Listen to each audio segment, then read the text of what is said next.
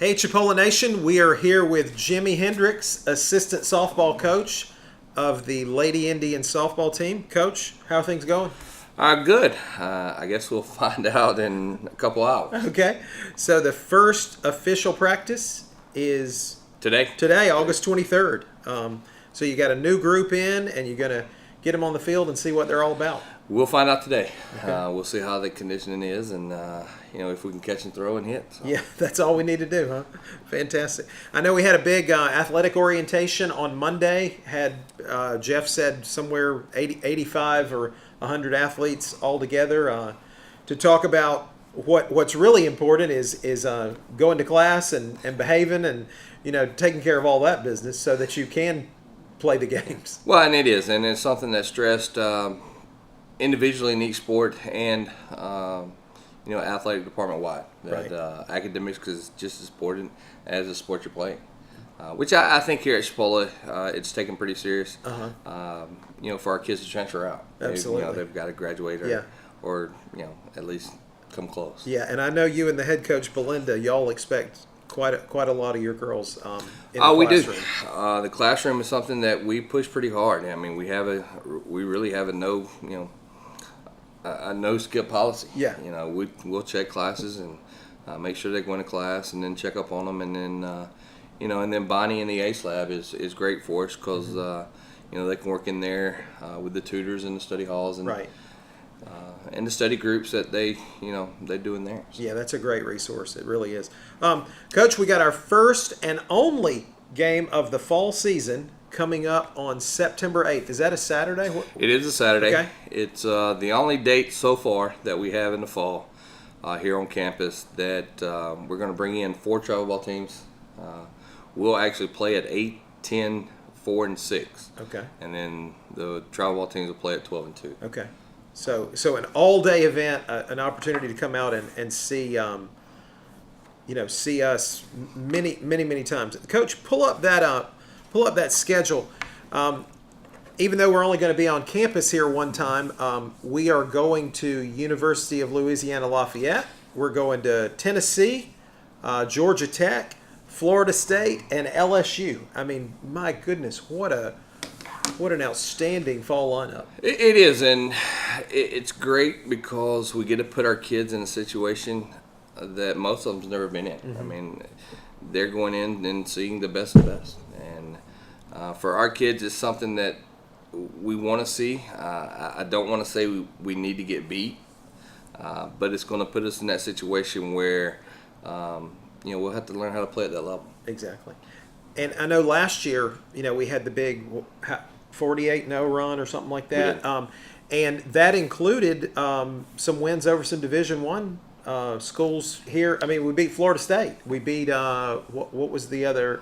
Mississippi State. Mississippi State and JU. And Emory-Riddle. Right? Riddle. Yeah, we beat them here on campus. And so, incredible opportunity for our girls to go and face these Division I opponents. And it was. And what I think happens in the fall, though, we take the fall a little more serious, and and talking about them games, our kids, we played it like it was a national championship. We went out there and we had a schedule of who's going to pitch at what innings, but and everybody got to play, but we went out there, playing it like it was a national championship. Right. A lot of kids that we get don't know how to compete. Playing 10 games a day during the summer, they'll always get to play next weekend. Yeah. So we put a little more pressure on them during the fall to compete a little more. And then some of the, so we tried to play our best, and some of the D1s are out there, trying to get better, and they're playing a little different than we are, and so we did match up a couple times and beat a couple teams. Yeah, right. Well, and if you always practice to win, then it's going to help you win more, maybe. Yeah. We practice hard. I know you do. Coach, I know that you're working on something. We had the Chinese national team here last year. And there's a possibility. We don't want to promise anything, but there's a possibility for what team to come in here? Argentina national team. There's a possibility actually they'll come in 4 days, so they'll actually play us and possibly 4 other teams at our place. Fantastic. In I think it's the 3rd week of September. And then the Chinese national team they're also coming back. We just don't know a date yet for the spring season. Okay. Oh, so they may actually be here in the spring. They're coming back in spring. They're still trying to get ready for the Olympics. They still have a couple more qualifiers for the 2020 Olympics. So. Okay. Fantastic, man. That is really exciting. So what's the last piece of the puzzle for Argentina to come in here? For them to get money. Oh, okay. So they're trying to get money to come to the States. They're trying to make sure they have money. With the Olympics back in, or softball back into the Olympics, they're getting some fundraising now. So they're getting some financial support, and they're just trying to make sure they're going to.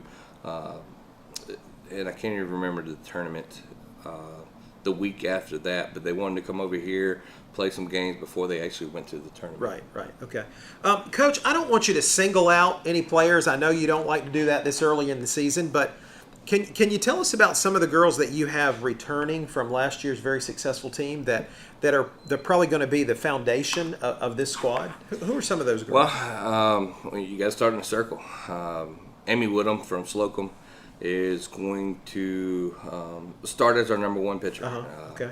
She threw well last year at the national tournament. Well, throughout the whole season, and at the national tournament, and then she's thrown well this summer, and so she'll start in the circle for us, and she'll also be a hitter.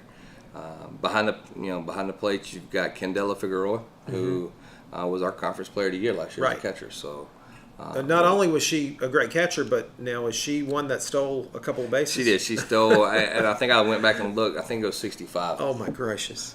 Stolen bases. So, which we did verify with us in the last 14 years. That's the most we've had. Yeah, so, that's incredible. So she's coming back, and then you've got Allie Clegg at third, who defensively and offensively was a spark for us last year. I'm trying to think. You got J.D. Jones coming back in the outfield. You've got Sydney McLean coming back at first. Lauren Finch, who was a DP for us last year that started, she's back. Then you've got who you got Kent in the outfield from Chipola. You've got you put me on the spot right now. I'm sorry. You're going around the field, hitting all the positions. And the big thing for us this year though is. We've got to find some middle infielders. Okay. I think we've got 6 right now that's trying to, find a spot. And we're going to see what happens. Yeah. And we start today, so, we've got, 6 months before it really means something. Right.